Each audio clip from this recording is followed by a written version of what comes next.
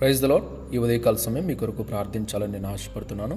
ఈ ఉదయకాల సమయంలో చాలామంది వారు కష్టపడుతున్న ఆ కష్టానికి తగిన ప్రతిఫలం రాక చాలామంది బాధపడుతుంటారన్నమాట. కాబట్టి ఇలాంటి వారి కొరకు మనం ప్రార్థన చేద్దాం. దేవుడు ఖచ్చితంగా వారి కష్టానికి తగిన ప్రతిఫలమును దేవుడు దయచేస్తాడు. రెండు తలలు ఉంచండి, ప్రార్థన చేసుకుందాం. మహాపరిశుద్ధుడైన మా తండ్రి, మహోన్నతుడ, సర్వాధికారి, మీకు వందనాలు, స్తుతులు, స్తోత్రాలు. ప్రతి ఒక్కరికి కూడా న్యాయం జరిగించేవాడా, మీకు స్తోత్రాలు, వందనాలు చెల్లిస్తున్నాం.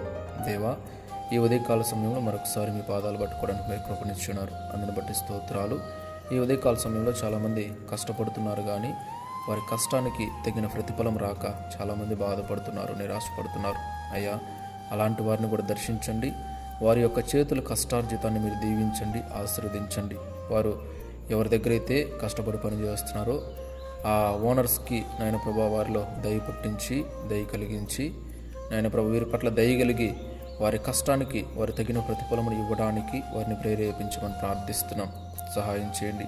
కష్టపడిన ఏ ఒక్కరూ కూడా మోసపోకుండా నాయన ప్రభా వారి కష్టానికి తగిన ప్రతిఫలమును పొందుకున్నట్లు దేవా మీరే సహాయం చేయండి. మీకు వందనాలు, స్తుతులు, స్తోత్రాలు చెల్లించుకుంటున్నాం.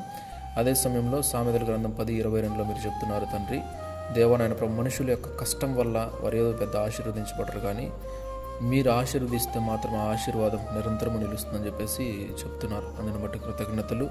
కాబట్టి తండ్రి, దయ ఉంచి మీరే వారందరి పట్ల కృప చూపి వారందరిని ఆశీర్వదించండి, వారి కష్టాన్ని దీవించండి, సహాయం చేయండి. వారి ప్రతి అక్కర అవసరం తీర్చి సహాయం చేయమని, క్షేమాన్ని ఇవ్వమని మీకే వందనాలు, స్తుతులు, స్తోత్రాలు చెల్లిస్తూ యేసయ్య అతి పరిశుద్ధ నామములో ప్రార్థించి స్తుతించి గణపరిచి వేడుకుంటున్నాము తండ్రి. ఆమెన్. దేవుడు మీ అందరిని దీవించి ఆశీర్వదించునుగాక. ఆమెన్.